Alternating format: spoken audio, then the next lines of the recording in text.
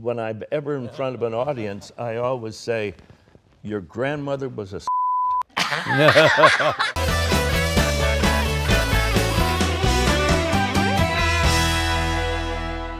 Hello, Nell Campbell. I could show you my... Hi, Barry Bostwick here. My name's Brad Majors.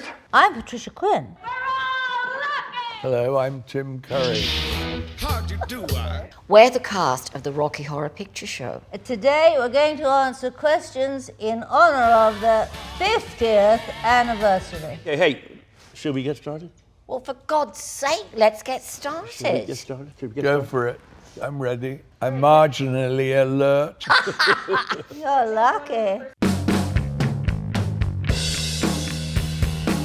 Well, you guys got cast off the street. I mean, you were there forever. Yeah, we were hookers. You were. Yeah. You were working the block. I was working the block I in wasn't. tap shoes. I was a very serious actress. Yes, you were.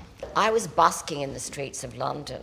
And Jim saw me busking, and I used to dress in top hat and tails and tap dance and sing 1930s and 40s songs. And I was tap dancing on a tabletop. They walked into the cafe, and Jim just turned to Richard O'Brien and said, "And there's your servant."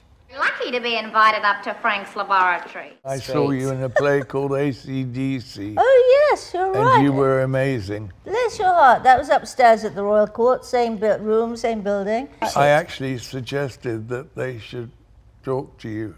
Wow. Never knew that. Yeah, it's true. Good heavens. Things you find out. And the reason that I did it is because of Tim, because we saw him on stage at the Roxy. You just ate that theater up, and it was, how could I not want to be, in a musical with you? It was an extraordinary experience for me, and I learned so much about how to walk in high heels. I bumped into Richard O'Brien, who I knew from the touring company of Hair. I said, "What are you doing on my street?" And he said, "I've written a musical, and you should..." Audition? Yeah, I sang Tutti Frutti from Little Richard, Yeah. which was pretty fruity, really. Susan come... To the audition. And that's why he cast. But you and Susan were an item at the time. Well, we're not going to talk about that. Dennis! Rocky! I knew her a little. You suggested her for it. I think I maybe did. Yeah. Was the birth of Rocky, which was pretty. You only had one take with doing all those colours. Remember? Yes. Pouring that. So that was because that was a big deal, and Jim Sharman said that was the only day he went overtime. He'd put a half day aside to film it. That was the only day. And you, of course, you were perfection. We were all perfection. But it took ages because of all the water. And then he said he drove back to the city with the producers, and they just said to Jim, "Hurry up." Jumping into the pool, I had a feeling it was a little cold, wasn't I it? hated that. Yeah. It was cold. But it was worth it, Mr. Titanic. It was bloody cold, Yeah. and we had to have an orgy. And as I tell folk, a wet orgy is the same as a dry orgy. You all gravitate toward the star.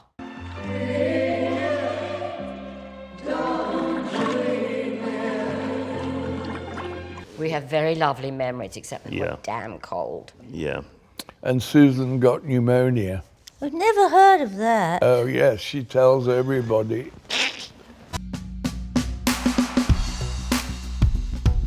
The floor show. We had to do that dance routine, sopping wet, very cold, in 5-inch heels, and next to nothing. But like you that. look very sexy, Poodle, all of you. Oh, thank you, darling. I wasn't in that scene.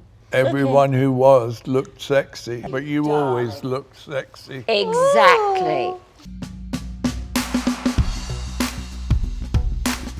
Well, the thing is, when we were doing the show upstairs at the Royal Court, it was only partly written, the show. Richard O'Brien was asked to bring songs in, and Jim Sharman said to him, "I need a song that maybe you could do a dance to, and I need a song for you three." He came back the next morning with something called The Time Warp. And I I thought, oh God, do we have to learn all that? If I'm right, it was just improvised. There was no choreographer or anything. It tells you how to do Well, it, that, Tim. yes, they... It's Kimmy just is- a jump I- to the I left and a know. step to the right, because we couldn't afford choreographers, so he had to tell us how to do it. And I thought it was ingenious to actually write down how to do the dance. It wasn't particularly fun. The corset, I had Sue Blaine, who was the brilliant costume designer. She went to the local market, which was called the Barras. Americans call it a swap meet, I think. Oh, God, talk about taking the fun out of it. But she bought this corset, a Victorian corset, for £3, and I wore it backwards. I told you it was innovative. But I think one of the reasons that this film, well, there's many reasons I feel that this film has survived 50 years. Tim's portrayal of Dr. Frank-N-Furter, and when he sings, you know, On the Day I Went Away, it's very moving. And I realize I'm going home.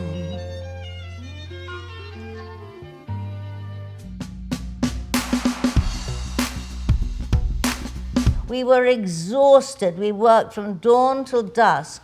We had no money to make this film. It was done in a matter of how many weeks? 5 weeks. Unheard of to do a musical in that time, because the And for budget only- didn't exist. Only $900,000. And dawn till dusk and nothing. So there was no time for friendships or chats or anything, unfortunately.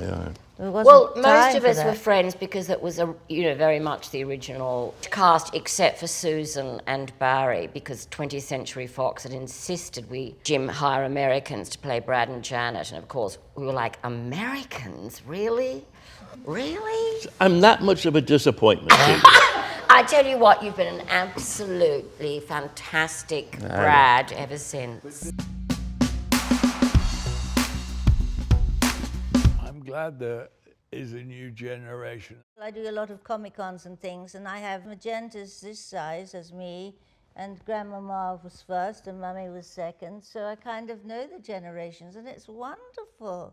It's really exciting. All these children dancing in front of the telly screens to the time warp. There isn't a kid who doesn't know how to time warp, it seems to me. Yeah. So it's rather lovely.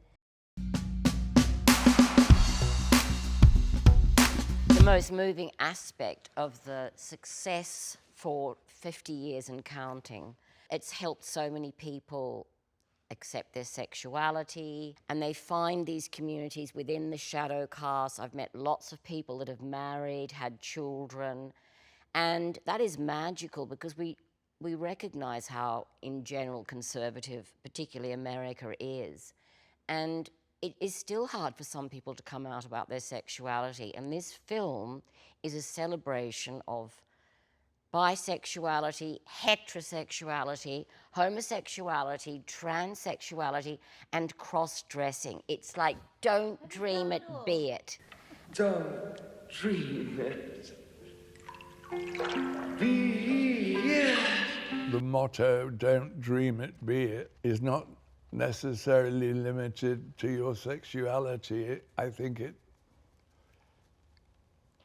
it applies to whatever you dream to be, and that's a good thing. Yeah. Absolutely. If it gives people permission to behave in a sexual way that they secretly want to, that's a good thing, as long as it doesn't hurt them. Our characters were all quite real, and I think that's one of the reasons people responded to them so well originally and with the film. Thank you so much for watching. Thank you. Thank you. This is the way it is it? Okay. Yes.